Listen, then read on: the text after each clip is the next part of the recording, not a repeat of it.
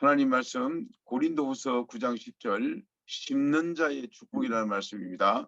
심는 자에게 씨와 먹을 양식을 주시는 이가 너희 심을 것을 주사 풍성하게 하시고 너희의 의의 열매를 더하게 하시리니. 우리 임정혜 선교사님, 우리 현재 경산에서 외국인 사역하고 계시는데 말씀 전개해 주시겠습니다. 예, 안녕하세요. 저는 1996년 대구 봉덕교회에서 GM에서 선교사로 파송을 받았습니다. 인도네시아로 갔고요. 지금은 2017년 귀국해서 경산 영대 앞에서 유학생 사역과 이주자 사역을 하고 있습니다. 웰컴 교회라고 있습니다. 저는 두 아들을 가진 싱글입니다. 오늘 심는 자의 축복이라는 말씀으로 이렇게 제가 말씀을 전하는 것보다는 제가 살아왔던 현지에서 살았고 지금 살고 있는 그런 삶들을 조금 나누고자 합니다. 저는 우리 사람들은 지금 세 개의 종말이 가고 있고 세 개의 종말이 지금 많이 있다고 합니다. 가까워지고 있습니다. 그렇지만은 개인의 종말도 있습니다. 저는 남편이 2007년 샘병원에서 의료사고로 갑자기 천국교회로 가셨습니다. 그래서 정말 어느 날 갑자기 이런 일이 일어났는데요. 우리의 개인적인 종말이나 이게 세계의 종말이나 이렇게 갑자기 이루어진 것을 제가 경험을 했습니다. 정말 건강 검진 받다가 콩팥에 혹이 있다 해서 그것을 이제 하다가 갑자기 이렇게 심장 쇼크가 와가지고 이렇게 천국으로 가게 되었습니다. 제일 처음에는 그 상황이 정말 받아들이지 않고 갑자기 이렇게 수술하러 갔는데 2차로 또 이렇게 잘못되어 가지고 콩팥에 의사 선생님이 가오로 콩팥에 금이 가서 그거 수술하는 과정에 심장 쇼크로 가게 되었습니다. 그래서 그 순간에 이렇게 돌아보면서 참 당당하고 정말 믿어지지 않았지만은 하나님께서 우리의 생사화복을 주관하고 계시는데 그 적용이 남한테는 위로가 하고 그렇게 말을 많이 했지만은 나에게는 정말 적용이 되지 않았습니다. 왜 하나님 나에게 이런 일이 갑자기 일어났느냐고 이렇게 생각하고 있었는데 사람이 앞일이 딱 있으니까 사람이 참 이성적으로 변하게 되더라고요. 그래서 이렇게 어떡하지? 내가 어떻게 살아가지? 이렇게 생각하고 있었는데 장례를 마치고 3일 뒤에 바로 안양샘병원으로 갔습니다. 안양샘병원에 가서 도대체 왜 갑자기 그렇게 돌아가셨는지 왜 그런 일이 있었는지를 궁금해서 올라갔는데 그 의사 선생님이 말씀하시기를 이렇게 콩팥을 이렇게 저한테는 콩팥을 덜어낸다고는 소리 안 했는데 그 하는 과정 중에 콩팥을 이렇게 척추하는 과정에 이게 심장 쇼크가 와서 이렇게 갑자기 이렇게 되었다고 합니다. 그래서 의사 선생님이 무릎을 꿇고는 저에게 죄송하다고 이렇게 울면서 이렇게 말했습니다. 그래서 그 순간에 제가 이렇게 남편은 이 상황이 어떻게 했을까 하는 생각이 들었습니다. 그래, 그 남편도 분명히 이 상황에 용서를 하지 않았겠나 생각이 들어서 그 의사 선생님을 일어세우면서 이 계기로 해서 더 좋은 의사가 되었으면 좋겠다 하면서 제가 그렇게 내려왔습니다.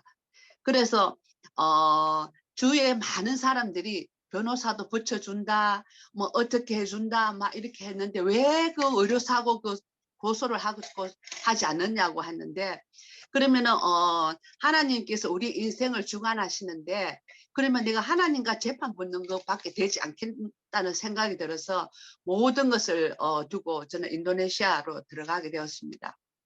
그 들어가서 한국에 있을 때는 별로 이렇게 실감이 나지 않았습니다. 남편이 갑자기 돌아갔는지 꿈을 꾼 것처럼 그렇게 되었지만 인도네시아의 선교지에 가니까 이게 현실로 확 다가오는데 정말 너무너무 힘들었습니다. 그래서 저는 두 아들이 있는데 그때 항상 대학교 다니고 고등학교 3학년이었기 때문에 등록금이라든지 이런 것이 되게 걱정이 되었습니다. 저는 뭐 은행 돈 찾을 줄도 모르는 그런 사람이었는데 이거 어떡하지 하면서 이렇게 했는데 하나님께서 저에게 네가 손을 펼래, 손을 움켜 잡을래 이렇게 말씀하시는 것 같더라고요. 그래서 제가 하나님, 제가 이 상황이 어렵지만은 제가 손을 펴겠습니다. 손을 펴야만이 제가 하나님의 그 축복을 받을 수 있겠다는 생각이 들었습니다. 그래서 남편이 타고 다니던 자동차가 있었습니다. 그 자동차를 팔고 그 파니까 한 10,000불 정도, 그 당시 10,000불 정도 되었는데 그것을 내 통장에 둘 것이냐, 고아원사역, 유치원사역에 제가 헌금을 할 것이냐 이렇게 됐는데 제가 통장에 놓으면은 이자 붙는 동그라미 그거를 세우고 헤아리고 있었겠지만 이것을 제가 유치원 사역하는 동료 선교사님에게 그것을 전부 이렇게 헌금하게 되었습니다. 그리고 나누는 삶, 심는 삶, 이것이 어떤 것인지 잘 몰랐는데 이거 신고 나니까 더 많은 것으로 하나님께서 저에게 주셨습니다. 그리고 병원에서 나온 돈이 있습니다. 저는 참 병원에서 제일 처음에는 그 장례비 이런 것을 준다기를 저는 너무 감사했어요. 이거 장례비도 주는구나 하면서 이렇게 감사했는데 나중에 이렇게 병원에서 이렇게 그 위로금으로 한 5천만 원 받았는 것 같습니다. 5천만 원 받았는데 그것도 제가 인도네시아 교회에서 이렇게 건물 사는 데에 제가 그 모든 것을 헌금하게 되었습니다. 헌금하고 나니까 그렇게 마음이 편할 수가 없었고 정말 이것이 펼쳐지는 삶, 씻는 삶이 되는구나 이런 것을 생각했습니다.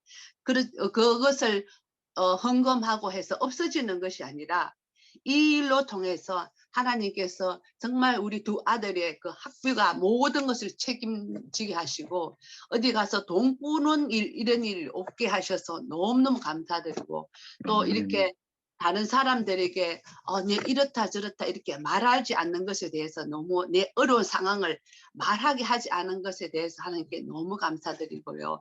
그리고 또 이 남편이 돌아가시고 나서 그전에는 참 몰랐는데 남편이 그 그늘이 얼마나 큰지, 그늘 밑에서 살았는 것이 얼마나 행복한 것인지 몰랐습니다. 그래서 남편의 그늘이 딱 벗어지니까 한 가정에 가장의 무게가 정말 이렇게 무거웠나 이렇게 생각이 들었습니다. 그래서 남편 선교사님들, 남편들 이렇게 남자들을 보게 되면 정말 이렇게 한 가정을 책임지기 위해서 정말 많은 노력을 하고 많은 힘을 주고 있구나, 힘들어 하는구나 하는 것을 제가 그 삶을 통해서 알게 되었습니다. 그래서 저는 이렇게 인도네시아에 또 이렇게 교회가 있었는데 제가 남편 돌아가시고 그 교회에 담임으로 하게 되었습니다. 정말 저는 교회 담임을 하는 그런 그릇이 못 되는데도 하나님께서 저를 그 자리에 있게 하여 주셨습니다. 그 쓰게 함으로써 그 담임을 맡게 됨으로써 그 남편의 없던 그 빈자리를 그 슬픔을 이겨내는 그런 모든 게 되게 힘이 되었습니다. 그래서 말씀을 저는 이렇게 많이 전하게 되었는데 설교하는 것이 참 쉽지 않다라는 것을 제가 몸소 겪으면서 정말 남편 목사님들 정말 하나님 말씀을 전하는 데에 정말 이렇게 어려운 것인 줄 저는 정말 몰랐습니다. 그래서 때로는 저 남편은 다 설교 좀 잘할 수 없나 이렇게 말하기도 했는데 그 모든 것이 참 회개가 되고요. 정말 말씀을 심는 자의 그 축복이 또 크다는 것을 알았습니다. 그래서 저는 남편을 보내고 슬픔을 이렇게 이겨낼 수 있었던 그것이 교회를 맡으면서 설교를 하게 된 것이 참 은혜가 되었습니다. 그래서 저는 뭐 이런 슬픔을 다른 사람들에게 이렇게 말하고 싶지 않더라고요. 왜냐하면은 처음에는 나의 이런 슬픔을 이렇게 한두 번은 받아주지만 계속 징징거리면서 이렇게 사람들에게 나의 이런 것을 말하고 싶지 않았습니다. 그래서 오로지 이것은 하나님 앞에 기도하면서 오로지 하나님 앞에 말씀을 덜 읽으면서 이 모든 것을 이겨낼 수 있었습니다. 사람들은 저를 보면서 참 씩씩하다 말씀하는 사람들이 들어 있었지만 저의 내면에는 정말 가슴에 정말 피가 흐르는 그런 아픔과 슬픔이 있었지만은 그것이 다 매일 하나님 앞에 나가서 아침 저녁으로 기도할 때에 그 모든 것이 조금씩 치료되는 그런 과정을 경험했습니다. 그래서 교회에서 정말 기도하며 이렇게 기도의 무릎도 많이 꿇게 되었고요. 정말 저는 신학도 공부하지 않았는데 갑자기 또 이렇게 교회를 다니면서 신학 공부도 하게 되고 그러면서 한 4, 5년이라는 기간으로 이렇게 슬픔이 이렇게 잦아지더라고요.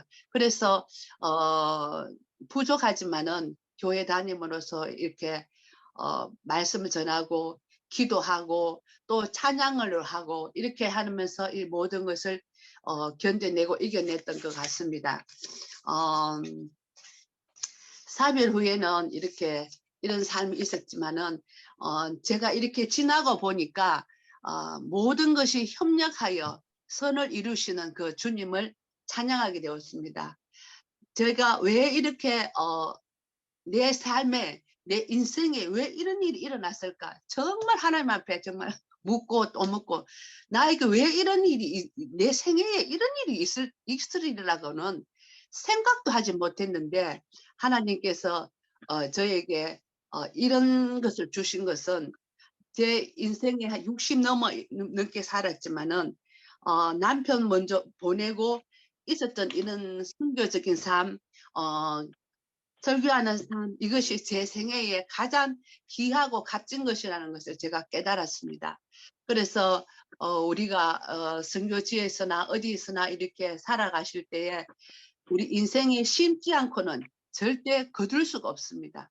그래서 저나 여러분들이 말씀을 심든지 기도를 심든지 물질로 심든지 축복 찬양으로 심든지 심지 않고는 정말 거둘 수가 없다는 것을 저는 제 삶을 통해서 알게 되었습니다. 그래서 우리의 우선적인 것이 사람들이 주위에서 없다 하는 사람들이 정말 많습니다. 선교사님들도 마찬가지고요. 선교비가 있니 없니 이렇게 말씀하시는 분들도 많이 있는데 저는 남편 돌아가시고 통장을 딱 열어보니까 1,750불이 있더라고요.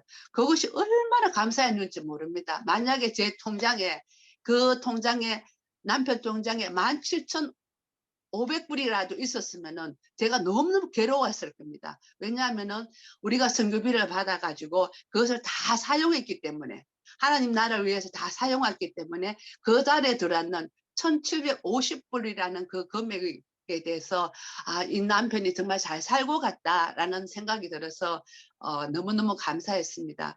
그래서 우리가 심는 대로 남편이 그 심은 대로 제와 아이들이 정말